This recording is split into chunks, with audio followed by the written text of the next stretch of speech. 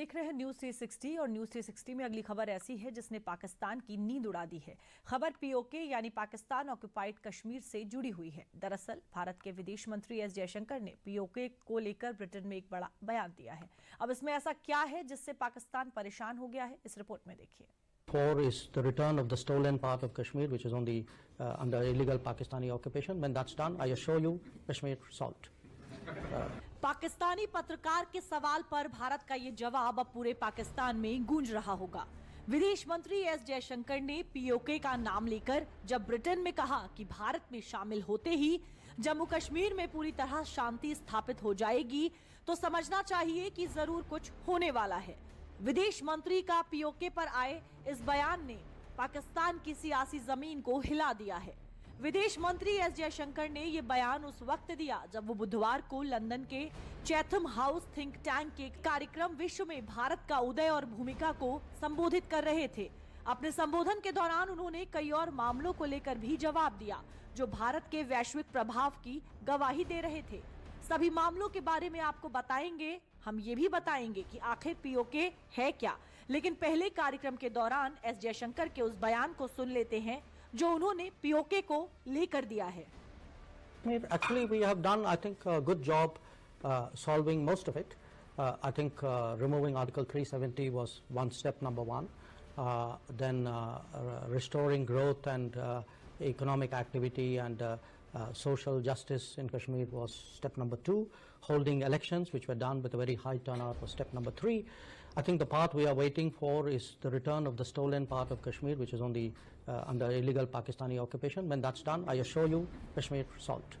दरअसल विदेश मंत्री एस जयशंकर इन दिनों अपने 6 दिवसीय लंदन और आयरलैंड के दौरे पर गए हुए हैं। रूस यूक्रेन युद्ध और टैरिफ जंग के बीच जयशंकर की ब्रिटेन की ये यात्रा बेहद खास मानी जा रही है, लेकिन अब जयशंकर के इस बयान पर भारत में सियासत भी तेज हो गई है। दरअसल एस जयशंकर के बयान पर जम्मू कश्मीर के मुख्यमंत्री उमर अब्दुल्ला ने गुरुवार को पलटवार भी किया है। महाराजा बहादुर ने विरासत में जम्मू कश्मीर का एक नक्शा आपको दिया। चलिए, एक हिस्सा पाकिस्तान के पास में, उस पर भी आज फॉरेन मिनिस्टर साहब ने कहा कि हम वापस लेके आएंगे। किसने रोका? मुझे बताइएगा, किसने रोका? हमने कभी कहा कि मत लाओ, लेकिन उसके साथ साथ जब आप वो नक्शा देखते हो ना जम्मू कश्मीर का, उसमें जम्मू कश्मीर का एक हिस्सा पाकिस्तान के पास है, ठीक, लेकिन एक हिस्सा चीन के पास भी है। उसकी बात क्यों नहीं होती? उसका जिक्र क्यों नहीं होता?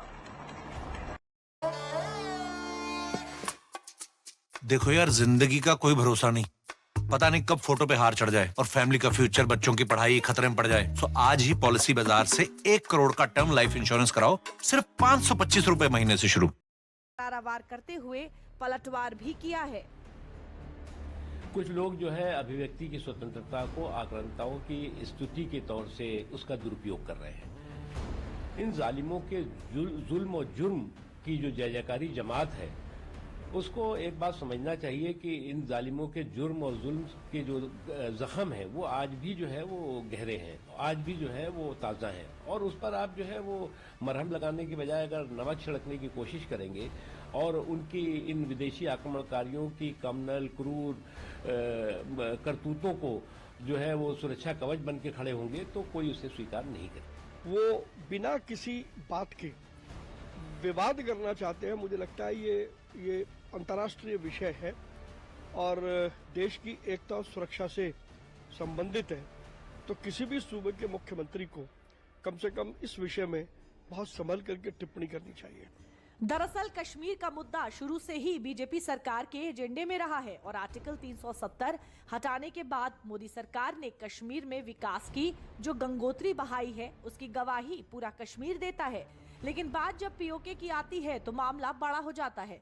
दरअसल पाक अधिकृत कश्मीर भले ही पाकिस्तान के लिए महज जमीन का एक टुकड़ा है, लेकिन भारत के लिए वो अभिन्न अंग है जिसे पाकिस्तान ने 1947 में बंटवारे के कुछ महीनों बाद लुटेरों के वेश में आकर लूटा।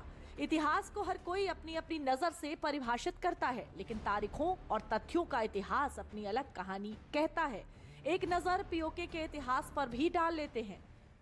पाकिस्तान से हजारों कबायलियों से भरे सैकड़ों ट्रक कश्मीर में दाखिल हुए। मकसद था कश्मीर को पाकिस्तान में मिलाना। इन कबायलियों को पाकिस्तान सरकार और सेना का समर्थन था। 27 अक्टूबर 1947 को महाराजा हरि सिंह ने भारत के साथ विलय के दस्तावेज पर दस्तखत किए और अगले दिन भारतीय सेना कश्मीर में उतरी और पाकिस्तानी कबायलियों को खदेड़ना शुरू कर दिया। कहते हैं भारत के तत्कालीन गवर्नर जनरल माउंटबेटन की सलाह पर जवाहरलाल नेहरू मामले को संयुक्त राष्ट्र ले गए।